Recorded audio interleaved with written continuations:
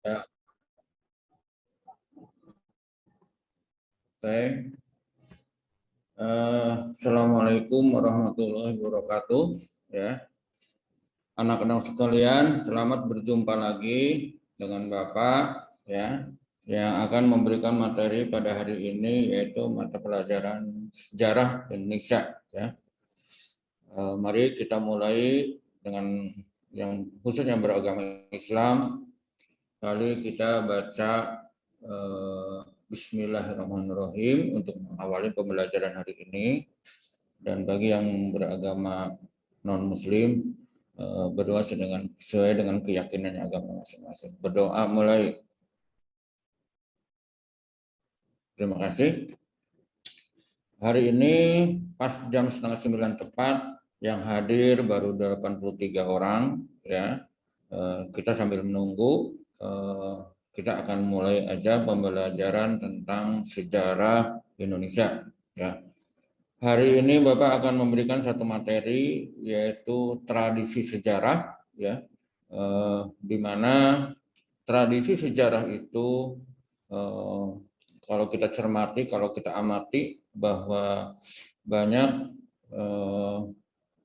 ya oke, next ya. Jadi kalau kita amati bahwa tradisi sejarah dalam masyarakat Indonesia pada masa praaksara dan masa aksara itu, ya, kita sering melihat bahwa kebiasaan-kebiasaan manusia purba pada saat itu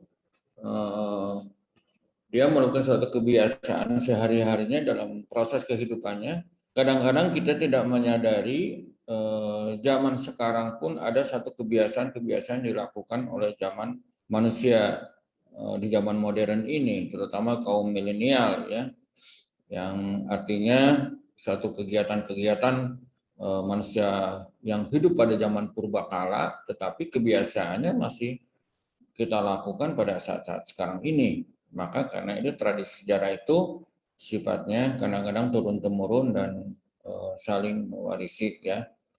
Nah, jadi di sini Bapak akan menjelaskan tradisi sejarah dalam masyarakat Indonesia pada masa praaksara dan masa aksara. Masa praaksara itu dalam di mana manusia belum mengenal tulisan, ya, belum tahu cara membaca huruf, ya. Jadi belum ada itu manusia dulu itu dia mengenal baca tulis, ya.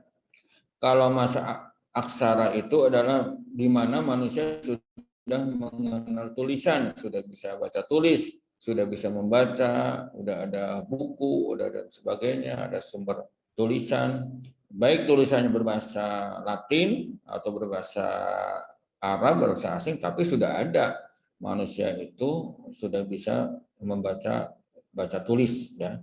Kalau masa praaksara masyarakatnya belum tahu menau kayak masyarakat purbakala, ya. Oke, next selanjutnya. Next. Yuk. Nah, oke, kita awali sebelum Bapak menginjak kepada materi yang selalu dalam mengawali pembelajaran Bapak diawali dengan satu nasihat untuk menumbuhkan motivasi kamu dalam semangat belajar. Di sini Imam Syafi'i, seorang imam besar yang hidupnya sudah ratusan tahun yang lalu, yang sudah meninggal, yang sudah berabad-abad, ya, dia memberi nasihat hidup dalam menuntut ilmu. Dia berkata, Imam Syafi'i itu, jika kamu tidak sanggup menahan lelahnya belajar, maka kamu harus sanggup menahan perihnya kebodohan. Nah, ini nasihat ini kalau kita ambil hikmah dari nasihat ini bahwa kalau kita malas belajar, merasa capek belajar, malas belajar bahasa Indonesia, malas belajar sejarah, malas belajar matematik susah. Pokoknya semua mata pelajaran yang diajarkan oleh guru kamu merasa lelah, capek, banyak tugas, ya, malas mengerjakan tugas. Nah, itu kamu akan, kalau kamu merasa lelah, ya, tidak ada semangat untuk belajar, merasa capek, selalu mengeluh dalam belajar, dalam menuntut ilmu, maka kamu harus menahan rasa sedih, rasa susah, rasa perihnya suatu kebodohan. Ya. Jadi kamu pola pikir kamu nggak berkembang, pengetahuan kamu nggak berkembang, hidup dunia merasa bodoh, tidak pintar, terisolir, tidak berlaku di mana-mana ketika kamu melamar pekerjaan. Kenapa? Karena orang menilai kalau kita bodoh, orang pun nggak mau merangkul kita, mengajak kita untuk bergabung. Apalagi suatu perusahaan. Perusahaan itu kalau misalnya menerima karyawan kan selalu ada tes ya, ada interview, ada wawancara. Itu bukan formalitas, itu tujuannya perusahaan itu ingin mencari karyawan yang pandai, yang pinter. Nah, sedangkan kalau kamu malas belajar, malas menuntut ilmu, orang tua sudah menyekolahkan kamu, ternyata kamu malas mengerjakan tugas, ya kamu akan tanggung risikonya. Suatu saat kamu menjadi orang yang bodoh, yang malas. Kalau udah bodoh, malas, akhirnya tidak berlaku di mana-mana. Ketika untuk hidup, mencari kehidupan kamu kan hidup perlu makan, perlu beli baju, perlu beli HP, perlu jalan-jalan, rekreasi, perlu kemana-kemana kan. Nah, suatu saat kamu akan raih masa depan kamu kalau seandainya kamu bisa dengan dari sekarang kamu harus semangat belajar. Itulah nasihat Imam Syafi'i itu hikmahnya diambil dari situ. Oke, selanjutnya naik.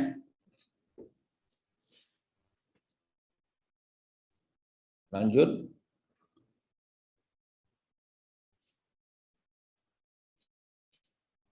Ya, oke. Tadi sudah Bapak jelaskan tentang Imam Syafi'i ya. Maka sekarang Bapak diawali dengan tujuan pembelajaran ya. Tujuan pembelajaran. Nah, tujuan pembelajaran itu yang hari ini yang Bapak inginkan apa? Ya. Yang Bapak inginkan tujuan pembelajaran hari ini adalah agar kamu sebagai peserta didik dapat menyebutkan dan menganalisa tentang tradisi-tradisi sejarah yang ada di masyarakat Indonesia. Ya. Jadi setelah kamu dapat materi pembelajaran tentang tradisi sejarah, kamu bisa menyebutkan dan menganalisa tentang apa sih tradisi sejarah yang ada di masyarakat Indonesia ini pada zaman masa praksara atau zaman praaksaranya ya. Nah, itu kamu sudah tahu, sudah bisa menyebutkan, oh tradisi sejarahnya begini Pak, peristiwanya ini, kebiasaan masyarakat Indonesia itu pada zaman purbakala begini Pak, pada zaman modern begini. Nah, itu tujuan pembelajaran yang Bapak inginkan itu kamu bisa memahami, bisa menyebutkan dan menganalisa tentang peristiwa-peristiwa, kebiasaan-kebiasaan masyarakat zaman dahulu kala ya. Kemudian yang kedua, peserta didik dapat menyebutkan dan memahami adat istiadat masyarakat Indonesia ya, yang merupakan bagian dari tradisi masyarakat Indonesia. Jadi itu tujuan pembelajaran yang kedua, agar kamu sebagai peserta didik dapat menyebutkan dan memahami adat istiadat masyarakat Indonesia itu bagaimana sih, kebiasaan itu bagaimana ya. Kita kan sebagai masyarakat Indonesia yang lahir ke dunia ini dari beberapa suku kan semua adat istiadat punya tradisi tersendiri. Orang Jawa tradisinya bagaimana sih masyarakat Jawa? Nah, kita harus tahu, memahami tradisinya itu. Kemudian masyarakat Minang tuh bagaimana sih tradisinya masyarakat Minang? Apakah dari adat istiadat tentang perkawinan aja untuk menyatukan dua sejoli ya yang yang tumbuh rasa cinta aja itu berbeda. Jadi adat istiadat perkawinan masyarakat Minang dengan masyarakat Jawa itu beda ya. Mungkin kalau di masyarakat Jawa tradisi adat istiadat yang kental itu di masyarakat Jawa itu misalkan ada tradisi seorang pengantin itu menginjak telur misalkan ya, telurnya kemudian dicuci ya, seorang laki-laki ketika datang menghampiri mempelai perempuan, kemudian menginjak telurnya, kemudian telurnya dicuci sama perempuan, ya, sama mempelai wanita, ya, perempuan. Itu diambil hikmahnya apa? Mungkin diambil hikmahnya bahwa seorang wanita tuh harus patuh kepada laki-laki, ya. Itu mungkin di masyarakat Minang, apalagi adat istiadatnya. Jadi banyak ya, pasti akan berbeda. Setiap suku bangsa yang ada di Indonesia itu punya adat istiadat yang berbeda. Gitu ya. Nah, itu kamu harus tahu, menjemputkan dan memahaminya, ya. Oke, selanjutnya next, ya. Next, lanjut.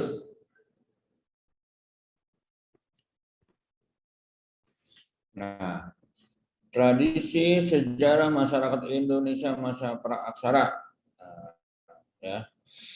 Di sini Bapak akan menjelaskan dengan mengawali cara masyarakat mewariskan masa lalunya. Maksudnya bagaimana nih? Kita kan dulu punya nenek moyang, ya. Nenek moyang bangsa Indonesia maupun kita orang Jawa, tentu kita punya nenek moyang orang Jawa, ya, atau orang Betawi. Pasti kita punya nenek moyangnya orang Betawi, masa dulunya, masyarakat dulunya bagaimana itu. Nah, mereka punya tradisi. Masyarakat dulu, orang tua kita yang dulu itu punya tradisi, ya, tradisi bagaimana cara masyarakat itu mewariskan masa lalunya kepada generasi sekarang. Nah, di sini tradisi masyarakat Indonesia masa praksi.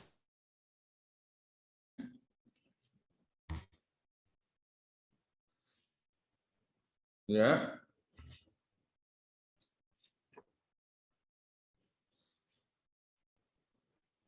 oke, kita lanjut, ya, sambil nunggu. Jadi tradisi sejarah masyarakat Indonesia. Nah, nah, nah, cara mewariskan masa lalunya kepada generasi sekarang itu pertama adalah kedua orang tua menasihati dan memberi contoh pada anaknya. Ya. Jadi tradisi-tradisi orang tua dulu ketika mewariskan adat istiadatnya, kebiasaannya sehari-hari yang dia lakukan, selalu dia menasehati dan memberi contoh kepada anak-anaknya. Ya. Nenek moyang kita memberi contoh kepada orang tua kita, kakek kita memberi contoh kepada orang tua kita memberi contoh kepada kita dan memberi nasihat. Nah, itu salah satu cara mewariskan kebiasaan masa lalunya kepada generasi selanjutnya. Ya. Satu, kedua orang tua menasihati dan memberi contoh pada anaknya, diantaranya ada melalui keluarga. Karena keluarga itu memiliki peranan yang penting dalam proses pewarisan budaya masa lalu. Karena kesempatan berinteraksi dalam keluarga lebih besar, ya, sehingga memudahkan orang tua menanamkan ide-ide dan menyampaikan informasi mengenai tata cara berperilaku dan adat istiadat serta kebiasaan keluarga. Ya, jadi pertama cara orang tua mewariskan kepada generasi selanjutnya itu dengan melalui keluarga. Nah, kita tahu adat istiadat Minangkabau kan dari keluarga. Kita tahu dari adat istiadat kebiasaan orang Jawa dari keluarga juga, dari orang tua kita, karena orang tua sudah memberi contoh, memperlihatkan, ya, kepada kita, sehingga kita tidak akan lupa, ya, dari contoh-contoh perilaku orang tua kita yang diwariskan kepada kita sebagai anak, ya. Nah, sehingga kita menjadi orang tua, begitu juga ketika kita berkeluarga selalu memberi contoh juga kepada anak-anak kita, ya. Nah, itu ya yang benar pada anak-anak, ya.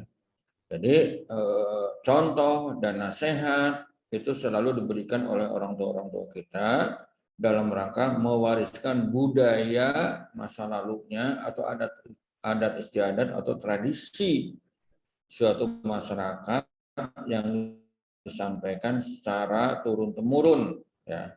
Karena orang tua itu akan memberikan ide-ide dan informasi tata cara berperilaku dan adat istiadat serta kebiasaan keluarga kepada anak-anaknya. Oke. Selanjutnya next. Ya. Kemudian tradisi sejarah masyarakat Indonesia masa praaksara itu diantaranya misalkan satu, adanya sistem kepercayaan. Ya, ini tradisi yang pertama ya, sistem kepercayaan. Sistem kepercayaan itu bagaimana? Kepercayaan masyarakat Indonesia itu zaman dahulu, zaman purbakala, ketika zaman masa praaksara, ketika zaman di mana manusia hidup belum bisa membaca menulis itu, ada kepercayaan yang sifatnya kepada roh-roh halus, ya, ada namanya animisme, dinamisme, ya, animisme misalkan kepercayaan kepada roh-roh halus, kepada orang tua yang sudah meninggal, nenek moyang yang sudah meninggal, nah itu kepercayaannya kepada roh-roh halus. Sedangkan dinamisme percaya kepada suatu tempat atau suatu benda atau suatu pohon yang bisa membantu menolong ketika diminta pertolongan, ya. Nah, jadi sistem kepercayaan masa lalu zaman purbakala itu mereka, karena kan mereka itu manusia purba itu kan ketika masa zaman praaksara itu mereka selalu nomaden, ya. Selalu tempat tinggalnya tidak kayak sekarang ini ada rumah, ada nomor rumah, ada jalan. Mereka enggak berpindah-pindah tempat. Misalkan hari ini ada di Cirebon, besok bisa di Kuningan, besok bisa di Indramayu. Jadi selalu jalan terus. Jadi kalau dia menemukan satu tempat tinggal, kalau sistem nomaden ini berpindah-pindah tempat, masyarakat itu tempat tinggalnya, dia selalu melihat, oh ini kayaknya besok pagi harus pergi nih, pindah tempat, cari tempat lain karena berbahaya, pindah, ya begitu. Kemudian kalau ada tempat tinggalnya pada saat itu tidak menguntungkan, tidak ada air mengalir, kemudian tanahnya selalu kering, kalau nanam suatu tumbuhan pohon pun tidak tumbuh, ya, buat mata pencaharian makanannya punya, dia akan pindah.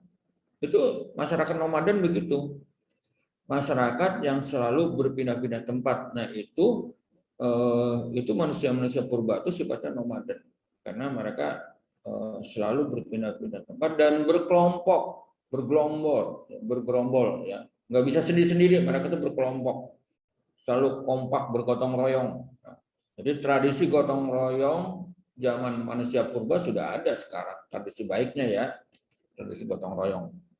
Kemudian yang kedua adalah sistem kemasyarakatan. Nah, sistem kemasyarakatan mereka selalu ada pemimpinnya, yaitu kepala suku, ya, yang disegani, ya. Ada pemimpinnya.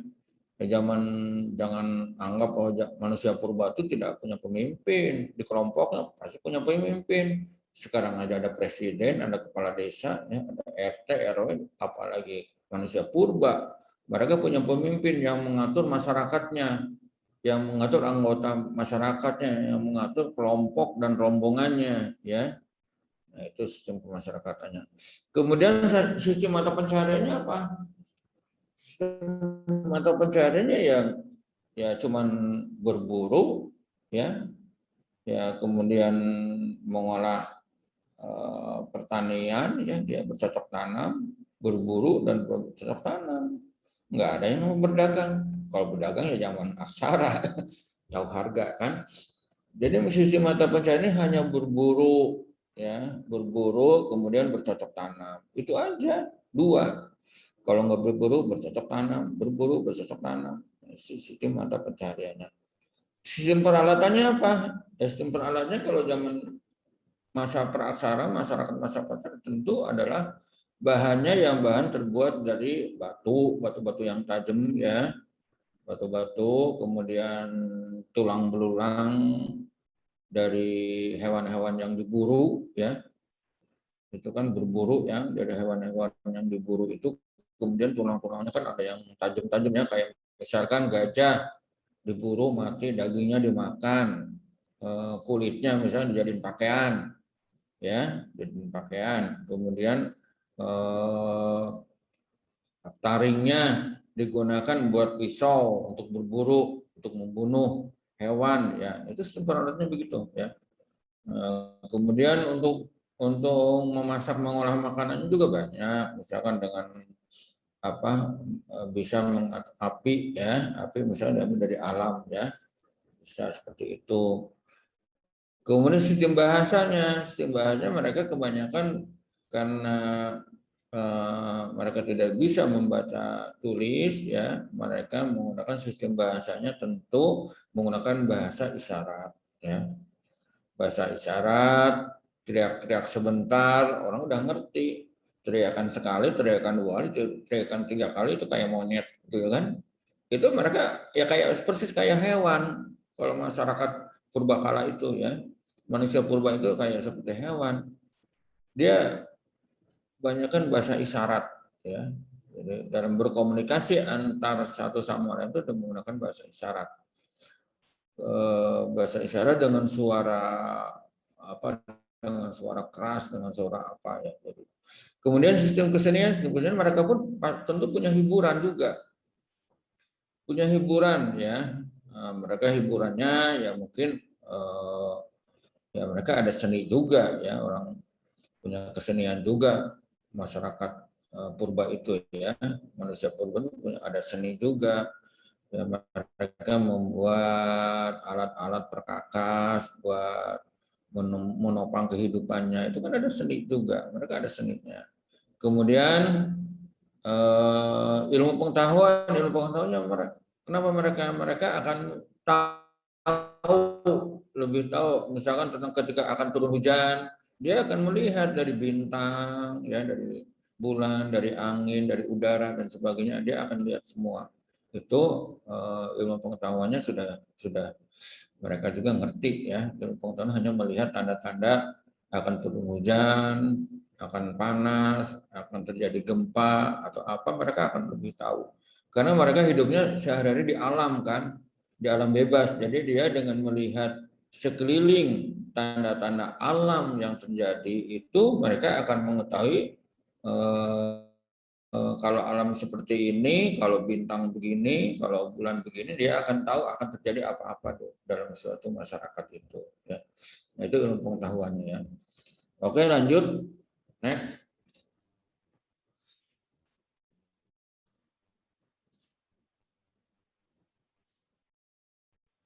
Oke. Kemudian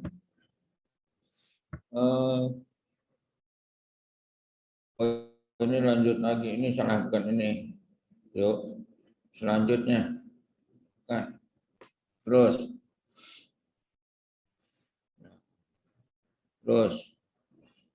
Nah, ya. Sekarang jejak sejarah. Jejak sejarah Indonesia, satu adalah mitologi, ilmu kesastraan tentang dongeng, kehidupan para dewa dan makhluk halus dalam suatu kebudayaan. Juga menceritakan tentang asal-usul alam semesta, manusia dan bangsa yang diungkap secara gaib. Mitologi, mitos, tahu nggak ya, mitologi ilmu kesastraan itu mitos, ya. Nah, jadi dalam jejak sejarah Indonesia kita bisa melihat dari sebuah buku tentang mitos, ya. Mitos itu apa? Mitos itu adalah suatu bentuk keyakinan yang belum tentu benarnya, karena di situ kalau dalam ilmu kesusastraan dianggap dongeng kehidupan para dewa, ya.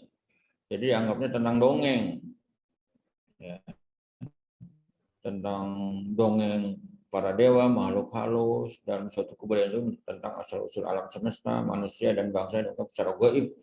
Jadi yang kaitan mitos itu adalah yang suatu hal-hal yang gaib dan tentu kebenarannya sangat jauh kalau dibandingkan dengan ilmu sekarang, ya.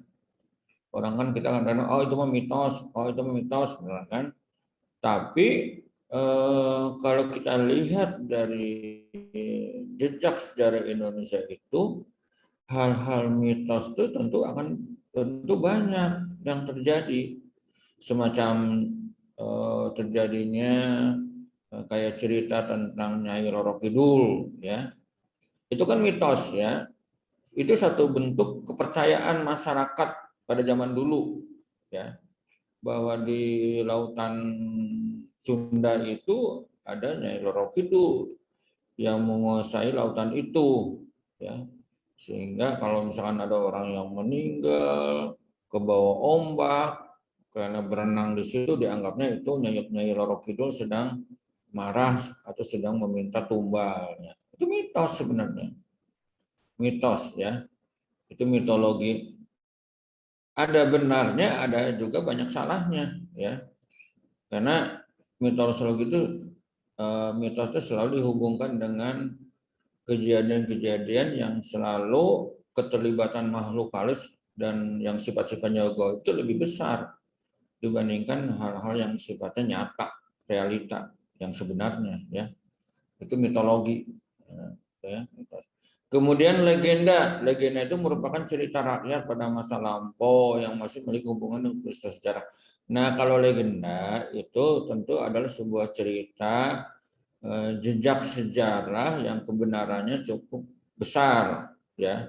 Kan di sini misalkan perjuangan pahlawan kita, ya tentulah dulu ketika kita dijajah oleh bangsa Belanda 3,5 abad, ya, 350 tahun kan, itu merupakan salah satu legenda karena itu adalah peristiwa-peristiwa sejarah yang benar karena bangsa kita dijajah dan bukti-buktinya ada, ya.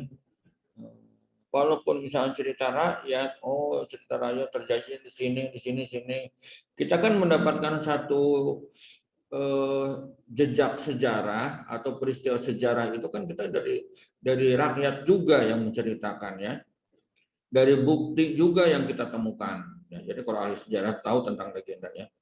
Nah itu kita tidak akan tahu sejarah kalau kita tidak tahu tentang jejaknya.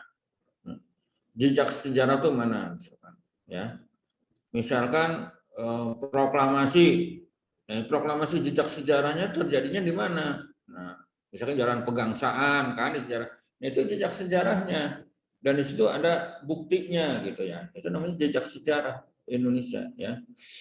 Kemudian upacara merupakan rangkaian kegiatan yang terikat oleh aturan tertentu berdasarkan adat dan agama kepercayaan. Nah, upacara-upacara, ya, yang dihubungkan dengan adat istiadat daerah, ya. Upacara-upacara suku bangsa Indonesia kan banyak macamnya. Kayak di Bali misalkan ada upacara-upacara tertentu, ya, yang berbeda dengan suku bangsa yang lain. Mereka kenapa ngadain upacara itu? Mereka karena ada keterikatan dengan adat istiadat dan agama kepercayaan tertentu, ya. Kayak misalkan kalau orang Bali itu dia nggak mau makan sapi, ya, binatang sapi, ya, daging sapi itu nggak mau, dia hanya diambil susunya aja. Kenapa sapi itu? Karena menurut masyarakat Bali, ya, kalau daging sapi itu adalah merupakan salah satu binatang yang dimuliakan, ya, karena mungkin dimuliakan karena diambil susunya aja, ya. Itu bukan binatang yang harus dibunuh, jadi dimuliakan, ya, oleh adat istiadat orang Bali, ya. Kemudian yang selanjutnya ada lagu daerah. Nah, lagu daerah itu merupakan lagu menggunakan bahasa daerah. Nah, setiap suku bangsa tentu setiap daerah itu mempunyai lagu masing-masing yang berbeda, ya. Mereka punya ciri khas keseniannya tersendiri dan itu merupakan jejak sejarah Indonesia, ya.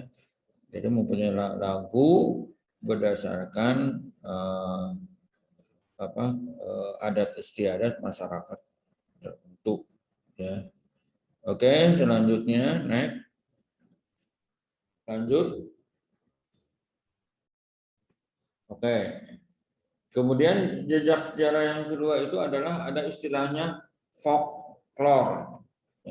Folklore itu merupakan adat istiadat tradisional dan cerita rakyat yang diwariskan secara turun-temurun dan tidak dibukukan.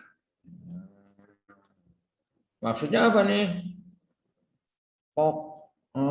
Folklore itu ini ada adat istiadat ya yang tradisional yang secara turun temurun itu di masyarakat itu membiasakan melakukan itu ya, tapi tidak ada di dalam bukunya. Jadi mereka itu hanya diwariskan secara turun temurun ya. Jadi adat istiadat tradisional atau cerita rakyat ya. Jadi yang diwariskan secara turun temurun dan tidak dibukukan. Jadi kebiasaan-kebiasaan masyarakat dulu, nenek moyang kita itu kan mempunyai satu kebiasaan-kebiasaan ya. Tentu tiap daerah punya nenek moyang yang berbeda ya. Dan mereka punya satu kebiasaan ya. Punya adat istiadat tradisional yang diwariskan secara turun temurun tapi tidak dibukukan. Tapi mereka itu ya tadi sudah Bapak sampaikan, cara mewariskannya itu tentu akan secara diwariskan melalui keluarga ya. Jadi keluarga itu akan tahu adat istiadat yang selalu biasa dilakukan oleh masyarakat setempat ya. Yang kemudian adalah folklore lisan. Folklore lisan itu adalah jejak sejarah Indonesia yang merupakan bahasa rakyat, teka-teki, puisi, cerita rakyat, dan nyanyian rakyat. Yang dimaksud bahasa rakyat itu adalah bahasa daerah ya. Coba kamu perhatikan kalau kamu misalkan sering traveling atau perjalanan ke suatu daerah-daerah tertentu, pasti orang-orang yang mempunyai bahasa yang tidak sama ya. Kalau kamu misalkan melakukan perjalanan ke Surabaya, walaupun daerah Jawa, pasti bahasa orang Surabaya dengan bahasa Yogyakarta beda ya. Walaupun sama-sama Jawa ya. Atau ke Sumatera pun tentu itu tiap daerah walaupun sama-sama satu pulau Sumatera, tiap daerah mempunyai bahasa rakyat yang berbeda-beda ya. Teka-teki, fusi, cerita rakyat, nyanyian rakyat, seninya pun mereka tidak sama ya. Mereka tentu namanya lisan ya. Jadi dalam kita mencari jejak sejarah Indonesia bisa dari lisan, dari bahasa rakyat ya. Nah, dari bahasa rakyat itu akan ditemukan suatu sejarah ya. Misalkan sejarah masyarakat Jawa Barat. Kita harus mengenal bahasanya dulu, bahasa Sunda. Nah, dari bahasa Sunda itu, dari kita belajar bahasa Sunda, kita akan tahu jejak sejarah orang Sunda itu bagaimana.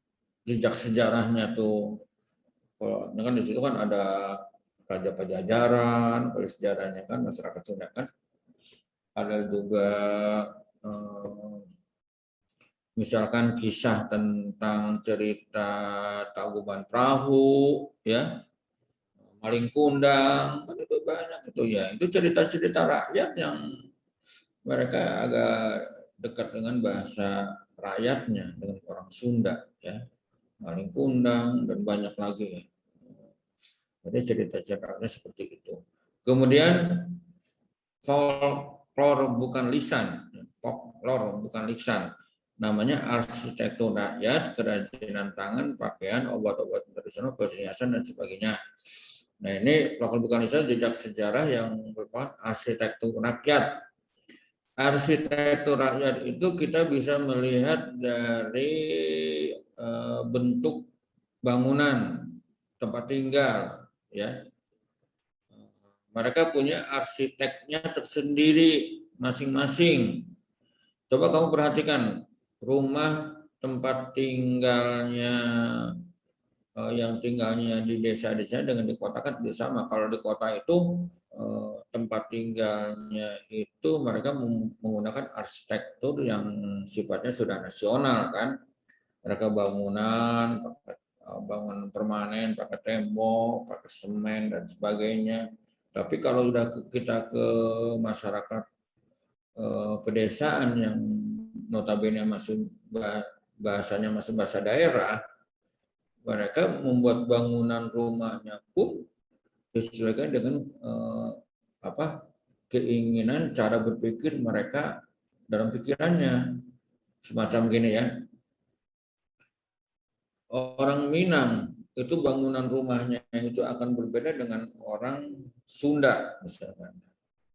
Kalau orang Sunda kan ada panggung ya, panggung bikinnya terbuatnya ada yang dari bambu, dari kayu, dari apa aja. Nah itu bangunan, kemudian di bawahnya selalu dia sistemnya panggung kosong. Dan orang Minangkabau pun seperti itu, tapi lebih banyak pakai kayu tinggi, pun bawahnya kosong, ya sama-sama panggung tapi arsitekturnya berbeda dilihat dari bentuk bangunannya, ya dari bentuk bangunannya. Kemudian kalau orang Baduy bagaimana?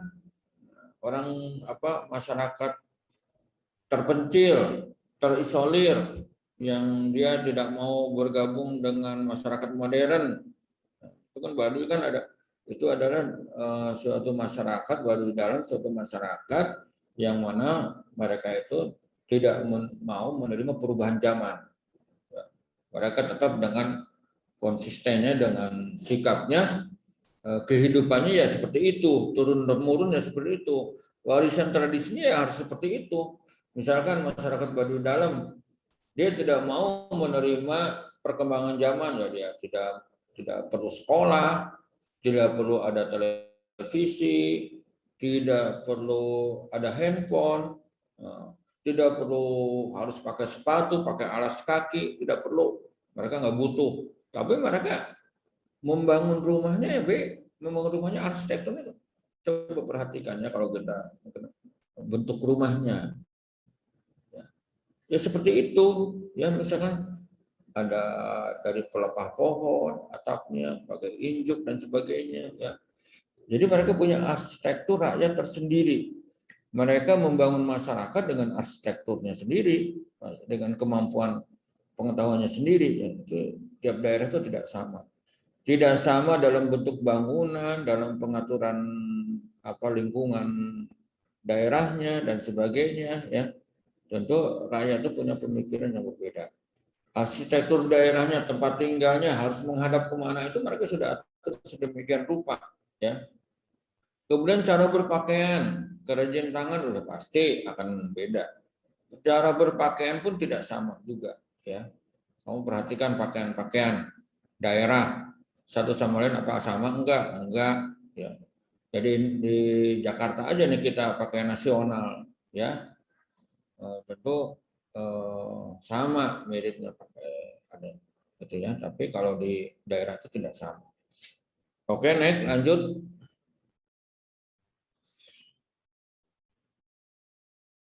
lanjut yuk. Oke.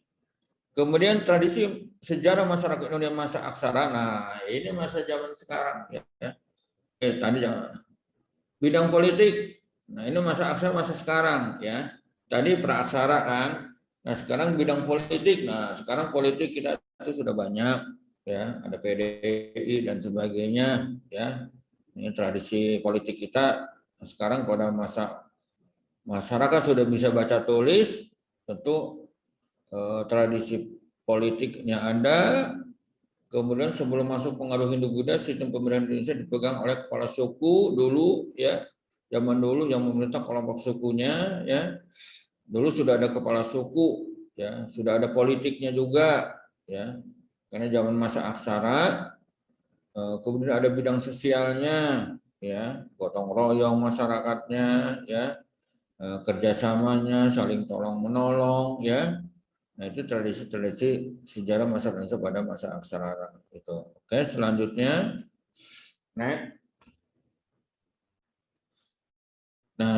bidang budaya. Nah, bidang budaya setelah masuknya kebudayaan Hindu-Buddha maka terjadilah perkembangan kebudayaan Indonesia seperti tulisan Pallawa, bahasa Sanskerta, seni bangunan, seni rupa, seni lukis atau kalender. Nah, itu bidang-bidang budaya ya masyarakat zaman masa aksara itu sudah berkembang karena mereka sudah mengenal baca tulis, jadi makanya baca tulis walaupun tulisannya tulisan Pallawa, bahasa Sanskerta, mereka yang penting mereka sudah mengenal bahasa sudah tahu bahasa ya. Ini setelah masuknya kebudayaan Hindu-Buddha ya.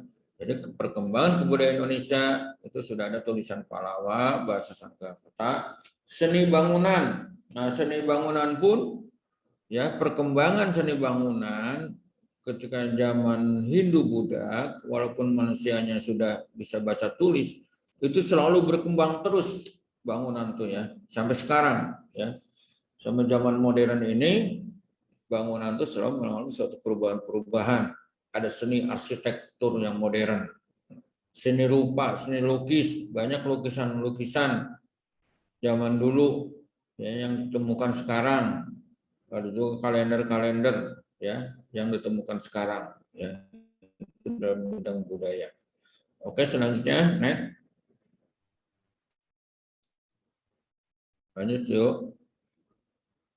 Nah, kemudian bidang keagamaan. Nah, bidang keagamaan, kepercayaan asli bangsa kita yaitu pemujaan terhadap roh-roh nenek moyang. Ya.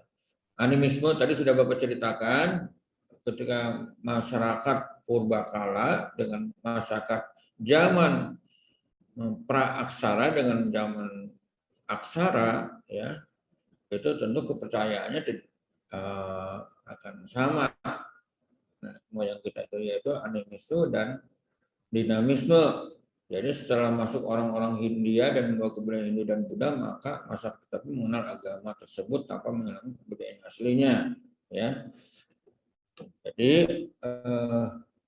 bidang keagamaan yaitu kepercayaan asli bangsa kita itu sebelum datangnya Islam dan Kristen ke Indonesia itu atau Hindu, agama Hindu atau Buddha, masyarakat kita sudah mempunyai kepercayaan asli atau agama kepercayaan yaitu animisme dan dinamisme. Jadi nenek moyang kita itu belum mengenal namanya Islam, namanya Nabi Muhammad, namanya sholat, zakat, puasa nggak kenal, taunya dia percaya itu untuk kehidupannya keyakinannya hanya animisme aja. Jadi kalau ada orang meninggal, rohnya itu bakal menyelamatkan dia. Kalau dia minta tolong ya ke leluhur nenek moyangnya. Nenek moyangnya siapa? Kepala sukunya yang meninggal puluhan tahun yang lalu, ratusan tahun yang lalu, dia minta berdoa, minta tolong. Nah, itu namanya dia meyakini ya bahwa roh leluhur nenek moyang kita akan menolong kita. Itu animisme. Nah, sedangkan dinamisme adalah dia meyakini suatu benda atau bangunan atau pohon yang bisa menolong kita, daerahnya. Jadi kalau orang-orang masyarakat dulu itu sebelum mengenal agama Islam, agama Kristen, agama Hindu dan Buddha, mereka selalu beragamanya itu, beribadahnya itu yaitu selalu tentu dia misalkan beribadahnya, misalkan dia selalu sajen ya, biar roh itu datang ke rumahnya, kemudian dia minta tolong, atau dia datang ke suatu tempat yang dianggap itu tempat itu bisa membantu menolong permasalahan hidupnya, gitu, dinamisme ya. Kemudian rekaman tertulis dalam tradisi sejarah ya. Kemudian bidang keagamaan kemudian terjadi dalam prasasti, kitab dan dokumen ya. Jadi tradisi sejarah dalam bidang keagamaan tentu ada prasastina, ada kitab-kitabnya dan ada dokumen-dokumennya. Oke, lanjut next. Lanjut yuk.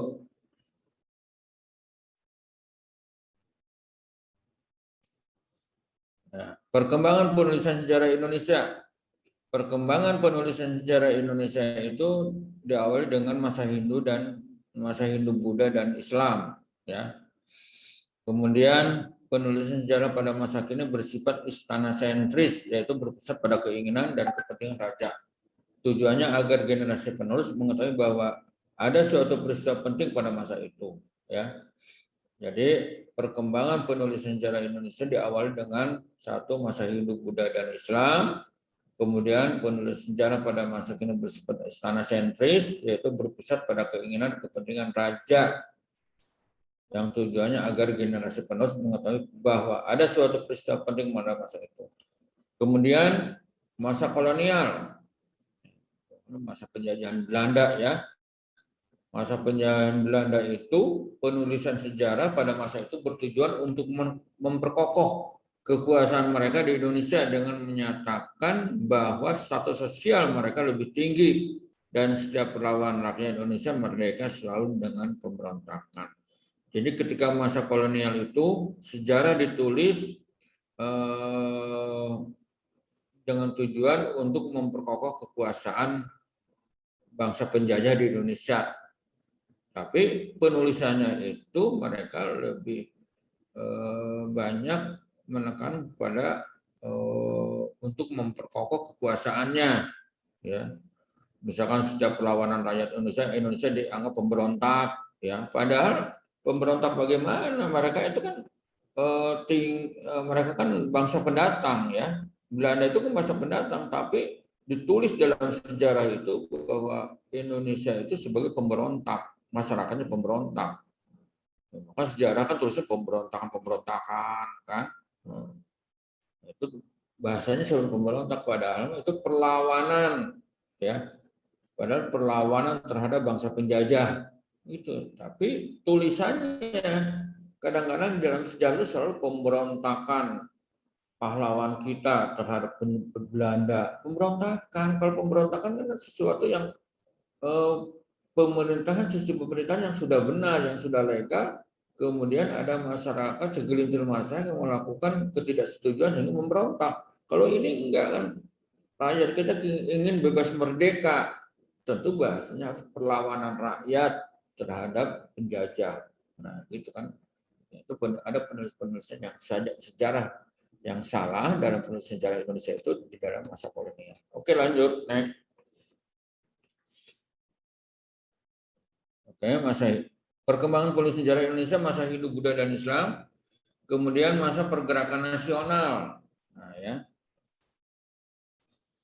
Masa pergerakan nasional dalam perkembangan penulisannya, yaitu di sini lebih banyak menekankan pada kemerdekaan, ya.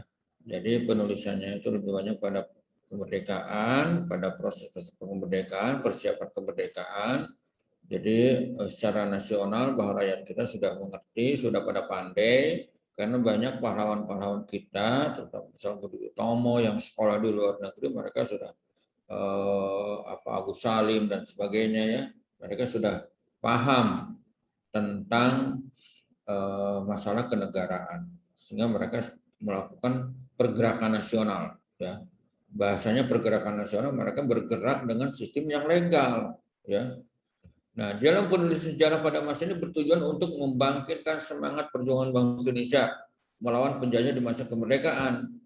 Jadi bangsa kita sudah merdeka, masih ada penjajah itu nggak mau pergi dari Indonesia, ya. Makanya pada saat itu kan karena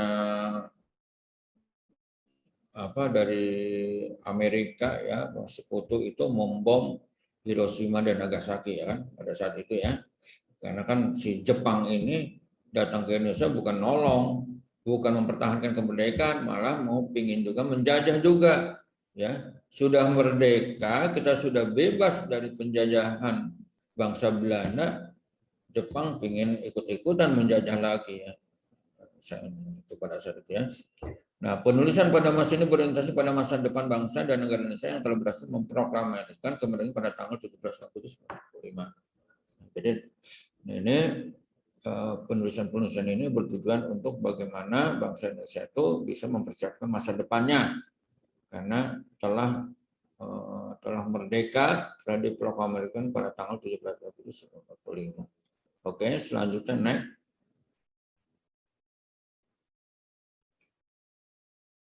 Lanjut yuk. Oke. Kita sekarang habis Pak slide-nya. itu ada videonya, ya anak-anak, kita lihat videonya, ya. Ada satu video yang kamu bisa paham untuk memahamkan kamu bagaimana untuk memahami tradisi sejarah ini. Kita lihat videonya dan kita amati, ya. Tradisi-tradisi sejarah apa yang dilakukan masa lalu orang tua dulu? Oke. Kebiasaan buruk manusia zaman purba. Zaman dahulu merupakan zaman yang patut kita kenang dan dijadikan sebuah contoh untuk manusia di zaman sekarang. Begitu banyak buku-buku yang menuliskan tentang kebiasaan ataupun mengenai kehidupan manusia zaman dahulu. Buku-buku ini dimaksudkan agar hal tersebut bisa dikenang serta menjadikan pelajaran untuk manusia di zaman sekarang. Namun, ternyata tanpa disadari ada beberapa kebiasaan manusia purba yang masih dilakukan oleh manusia sampai saat ini. Kebiasaan itu ternyata masih melekat erat di diri manusia saat ini. Tapi sayangnya, kebiasaan tersebut bukanlah merupakan kebiasaan yang baik, tapi melainkan kebiasaan buruk zaman purba yang kini juga menjadi kebiasaan buruk manusia saat ini. Berikut 5 kebiasaan buruk manusia zaman purba. Mempunyai tato. Sejak dahulu, manusia sudah mengenal seni lukis yang ia gambarkan melalui kulit mereka. Mereka berkaya dengan melukiskan karya mereka melalui kulit yang disebut tato. Tato ini sampai saat ini juga masih digunakan oleh manusia untuk menghiasi tubuhnya dengan berbagai macam gambar. Namun, hanya saja tato di zaman dulu sangat berbeda dengan tato zaman sekarang. Yang kedua, mabuk-mabukan. Sejak zaman batu baru atau yang disebut dengan Neolitikum, manusia purba sudah mengenal minuman yang diolah dari fermentasi alkohol. Lalu, semakin hari minuman itu semakin berkembang. Hingga sampai saat ini pun manusia masih menggunakan alkohol untuk minuman mereka. Yang ketiga, berjudi. Sejak masa Romawi kuno, judi sudah dikenal oleh masyarakat. Dan sampai saat ini juga, judi masih dilakukan oleh masyarakat. Namun, hanya saja, dahulu orang-orang bertaruh gladiator untuk cara berjudi mereka. Sedangkan sekarang judi sudah semakin berkembang dengan berbagai macam hal yang mereka jadikan taruhan. Yang keempat, membuat grafiti. Kebiasaan buruk mencoret-coret tembok dilakukan oleh para remaja zaman sekarang ternyata sudah ada sejak zaman dahulu. Hanya saja zaman dahulu, para remaja mencoret-coret dinding gua tempat ia tinggal. Yang kelima, berkata kotor. Seseorang pasti akan berkata kotor ketika sedang marah ataupun kesal. Kebiasaan buruk yang tidak bisa dibuang ini ternyata sudah ada sejak zaman dahulu kala, yang dibuktikan oleh para ahli dengan ditemukannya prasasti yang berisikan kata-kata kotor untuk menghina seseorang.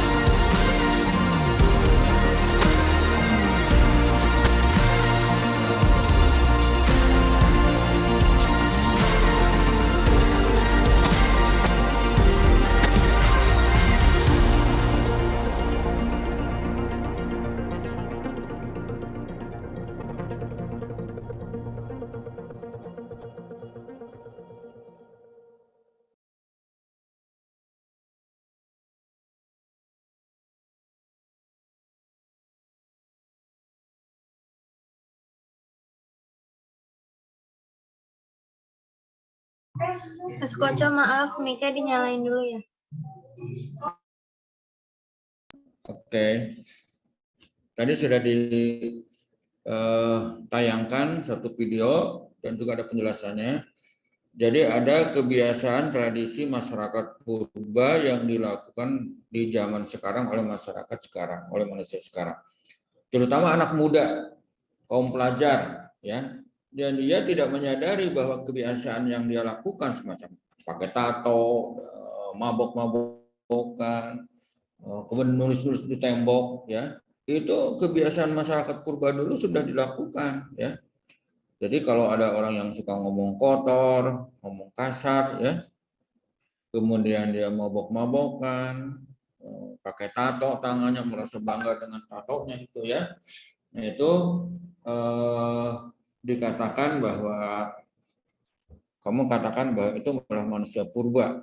Warisan tradisi manusia purba zaman dulu ya, yang diwariskan kepada manusia sekarang, terutama generasi muda sekarang yang ngakunya milenial tapi badannya ditato. Yang ngakunya milenial manusia modern tetapi dia suka mabok. Yang ngakunya milenial habis sekolah, pulang sekolah nyoret-nyoret di tembok pakai itu pakai cat ya dan sebagainya ya. Jadi banyak hal-hal yang kemudian ngomong kotor ya, kayak ngomong kotor yang ada bilang monyet apa binatang disampaikan. Itu dulu manusia purba ya seperti itu kebiasaannya. Masa kita harus menerima warisan tradisi seperti itu anak-anak ya zaman sekarang, maka kita harus membiasakan kebiasaan-kebiasaan jelek tradisi masyarakat dulu, kita jangan lakukan zaman sekarang ini. Kita ambil tradisi masyarakat dulu, adat istiadatnya, kebiasaannya yang baik saja, semacam gotong royong. Nah, gotong royong kan kebiasaan masyarakat dulu kan, ya itu yang harus kita lakukan karena itu hal yang baik. Ya. Kalau tawuran itu berantem kayak gladiator ya, judi itu. Sekarang sudah berlaku itu. Kalau kamu tawuran anak sekarang itu nggak main rame-rame lagi, teleponan dulu, janjian dulu, ketemu di mana, berantem itu kan gladiator. Mungkin bisa jadi kamu tawuran itu ya, itu kakak-kakak kamu tuh main judi. Nih jagoan saya kelas 10 nih. Nih jagoan kamu mana nih? Akhirnya mereka main judi bayaran, ya. Kamu nggak tahu, mumpung kelas 10 jangan mau kalau ada yang ngajak tawuran, terutama dari kakak kelas kamu ya. Kalau ada yang ngajak tawuran berarti kamu kalau ikut-ikutan berarti ikut kebiasaan manusia purba, bukan manusia sekarang. Kamu bukan manusia generasi milenial, bukan murid bapak kamu, karena kamu mau diajak-ajak kayak manusia purba oleh kakak kelas kamu. Oke, itu aja ya sebagai gambarannya. Bapak hari ini tidak ada soal, tidak ada pertanyaan. Nanti materi sekarang akan Bapak tanyakan pada pelajaran GCR ya. Pada materi soal di GCR nanti ya. Nanti Bapak akan ada materi yang berhubungan dengan materi yang akan Bapak chatting di GCR itu ya. Terima kasih anak sekalian telah menghadirinya, telah mengikuti pelajaran Bapak ya. Kalau mau bertanya, silahkan kamu yang kurang jelas japri ke Bapak boleh ya. Atau kamu nanya apa ke Bapak silahkan, Bapak ada nomor WA-nya. Tapi hari ini Bapak tidak ngasih tugas ya. Dengerin. Untuk kelas 10 hari ini Bapak tidak ngasih soal. Nanti soalnya nanti di GCR. Jadi kamu nggak usah ngerjain tugas. Cuman Bapak minta kamu pahami aja pelajaran Bapak sekarang ini sesuai dengan tujuan pembelajaran yang Bapak sampaikan dan keinginan Bapak. Belajar pada hari ini yang akan Bapak ingin capai dari kamu itu apa. Ya, itu aja. Terima kasih. Wassalamualaikum warahmatullahi wabarakatuh. Semangat belajar terus.